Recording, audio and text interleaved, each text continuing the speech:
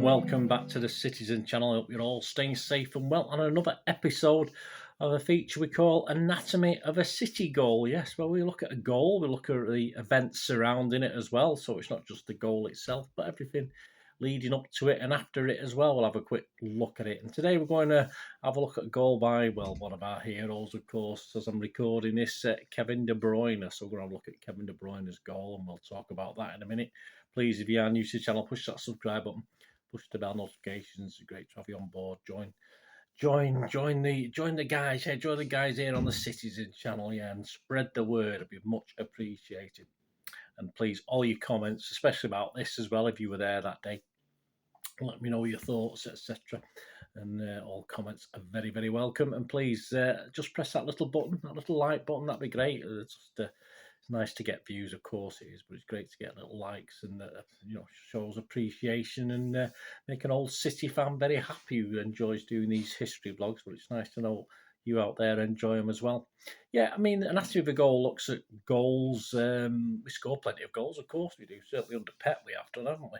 And some very important goals that drag us back into games. Some goals put us on the very brink of glory, the very edge of glory, or in the past, going further back, on the edge of safety, of course, which this feature goes back many, many years.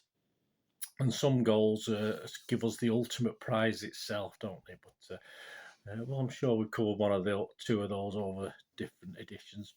And yeah, we also score goals, though, in themselves, not affect anything. They don't affect a league title or a cup run or anything like that. They just make you go, wow, just make you go, what a fantastic goal. Certainly, plenty of those to talk about as well. And those that witnessed them will remember them even to this day, even though they weren't overly significant in the overall scale of things. And today we go back, not so long, we go back to 2017-18 season. So as I'm recording this in 2022, it's not too long ago. And it came at the home of the then reigning champions, of course. They'd won the title the season before. And it put a marker down for our season where Pep would win his first City Premier League title in his second year at the club. So we're going to go back. Yes, you've probably seen it. You've seen it on the thumbnail. There's a clue on the wall as well with the old king of the Kippax. We go back to the 30th of September 2017. City visited the 2016-17 champions Chelsea. This goal also featured on a Man City Twitter account thing called Guess the Goal, where it showed numbers and movements. There'll be an image up on the screen, and fans had to sort of guess which goal it was. And yeah, from most of the replies, most people knew what it was, but it was something special at a crucial time as well, even though it was only early season. So let's look at the surrounding events. How was City doing at the time? Well, this was only match day 7 of the season and the last before an international break. It's always important to go into an international break with a win, I think. As I'm recording this, we've just been beaten by Brentford and there's a World Cup break going on. So not so good. A lot of time to think about it and reflect. But yeah, we sat top of the Premier League on a +4 goal difference. Certainly in the morning, United will play in the afternoon and have a chance to go above us, of course. United was second. We both had 16 points from 6 games. And we had this tough trip to Stamford Bridge. United had a slightly easier tie against Crystal Palace, who hadn't actually picked up a point yet at the bottom of the table. And, of course, Chelsea, the reigning champions, would be a difficult game for us. They actually sat 3 points behind both Manchester clubs with 13 points from 6 games. We'd beaten Shakhtar Donetsk, yes, 4 days previously, 2-0 at the Etihad, and that was match day 2 of the Champions League. And it was hard to believe, but yes, that was our first ever meeting with Shakhtar, although we did tend to beat them every time. I meet them every season after that, didn't we? It just felt a bit, at that point in time, interesting to say it was our first ever meeting with Shakhtar. Not that, we played them a few times since. What about KDB? Well, of course, visiting Chelsea, there's always memories of that famous headline in the newspaper, which will be up there. And, of course, memories of Chelsea. I think he only managed a couple of games there, did he, before they kicked him into touch. But, of course, at City, he was now beginning to help pull the strings, although he had people like David Silva around him as well, doing that sort of thing. He'd started every City League game so far that season, every Champions League game. Well, the 2 Champions League games. although he'd been rested for the League Cup, a 2-1 victory at West Bromwich on the 20th of September. And he's actually scored his first goal of the season in this already mentioned Shakhtar game, the 2-0 win. So let's have a quick look at the Saturday night, 5:30 p.m. kickoff Saturday night on the telly, well, on the satellite TV anyway. Chelsea versus City. What about Chelsea? Yeah, not as much as we say. They were the reigning champions. What were they doing? Well, in their previous title-winning season, they'd done a deserved double over us, if you remember, of course, a thoroughly deserved 3-1 win at the Etihad. That was a depressing game, and that was a game in itself to remember, wasn't it? And a late season 2-1 win at the Bridge, which again, although City had plenty of possession, Chelsea deserved to win that. And they just signed a new record shirt deal with Nike. So, and this was the first season since the late 90s that they started it without a certain John Terry. He'd joined Aston Villa after, I think, almost 20 years at the club. Antonio Conte was a manager.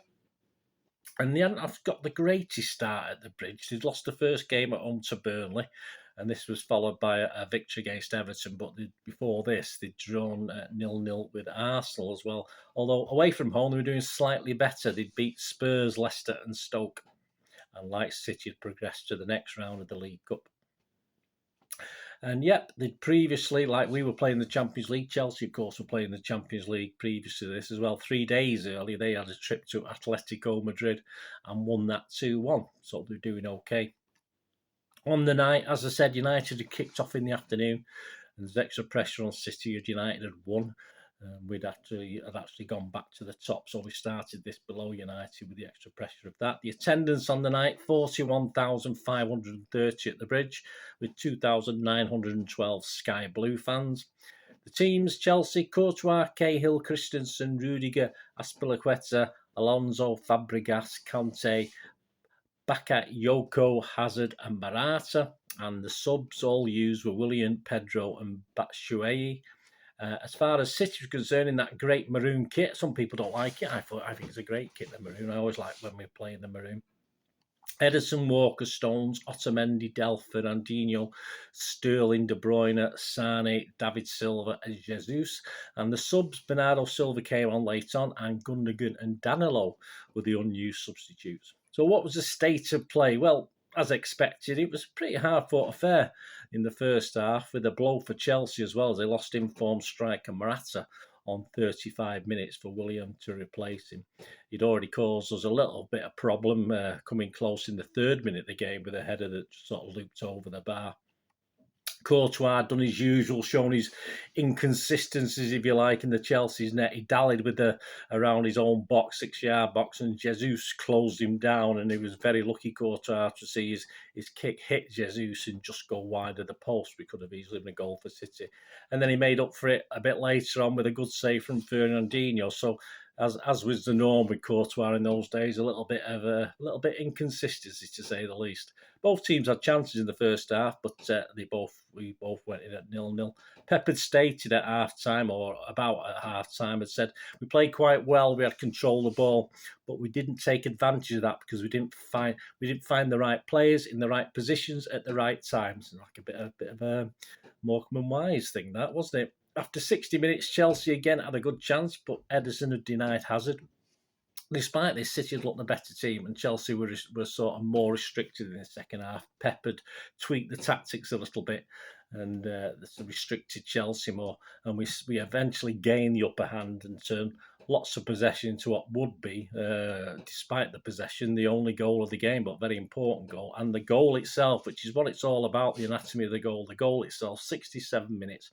City went ahead in some style as KDB thundered home. It followed, as you'd expect with City, a number of passes in our own half, and Otamendi brought the ball forwards, without too much opposition. He was fairly unchallenged, and he saw a crossfield pass about 20-30 yards, found KDB in the final third. There were plenty of dark blue shirts around him, but he played a fast-paced give and go with Jesus. Superb by Jesus as well in this. I mean, obviously, KDB gets full credit for scoring, but a great little 1-2 with Jesus. He moved diagonally left with defenders all around him, but not sort of close enough to get the challenge, were a bit wary. And then he powered home a volley, which didn't hit the roof of the net, more or less halfway up the net, but a fantastic shot into the net. from the D, yeah, just around about the D of the box, leaving international teammate Courtois, of course, from Belgium, with no chance of keeping it out as it flew into the corner, to the right-hand side from the camera's perspective in the stands. Fantastic goal. And the fans went delirious as he ran over to celebrate with them, and the substitutes had obviously been warming up, and people like Yaya were jumping on him as well. Context conclusions from that. I mean, the goal was a cherry on the cake as far as KDB was concerned. In what was a man of the match performance, it was pretty much everywhere that game. Produced some fine set pieces as well. Chelsea offered little after that in terms of reply, as the goal had pretty much knocked the stuffing and fight out of them. And indeed, City, if anything, should have increased the lead, no more than when Jesus saw a goal-bound shot somehow hit the Chelsea defender's head and go out for a corner. I'm not too sure he knew too much about it, but Courtois was well beaten. But the stunning KDB strike was the difference on the day in a thoroughly deserved City victory. And it was needed, as we said. United had won earlier. They stuffed Palace 4-0 at Old Trafford, and that actually put them not just 3 points clear, but also on the same goal difference as City. So that 1-0 win was enough to take us back to the top with a plus one benefit over United as far as goal difference is concerned. KDB himself was subbed in the 93rd minute, no problems. He played the next game to a great ovation, of course, from the travelling City fans, and no doubt all of us at home are in the pubs as well. We won the return game with Chelsea the following March, again 1-0. Bernardo Silva goal, I think, won that one. And Chelsea didn't manage one shot on target against us in that game. And they would finish fifth, Chelsea. So not great, not a great defence of the title. But they did get the compensation of sticking the old FA Cup in the cabinet. So that was a little bit of compensation for them. Of course, City and especially Pep would win the League Cup, which would be Pep's first trophy for us, and complete that double, winning his first Premier League title, I think, by about 19 points in the end.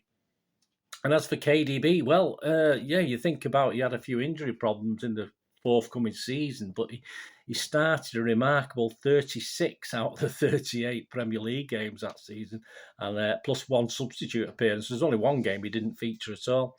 That Chelsea reject didn't do too badly, did he, on the day? There you go, guys. Anatomy of a goal, KDB. Chelsea 0, City 1 from the 30th of September 2017. Let me know if you were there, what your memories of it. I mean, there's some pictures flying around. You might have even seen yourself on the pictures at the bridge. So let me know what you thought and enjoyed it. Great game. Thanks for joining me for this. It'd be great to hear from you. Until we meet again, I only ask one thing, don't I? Please stay safe, Blues. Come on, City. Bye for now.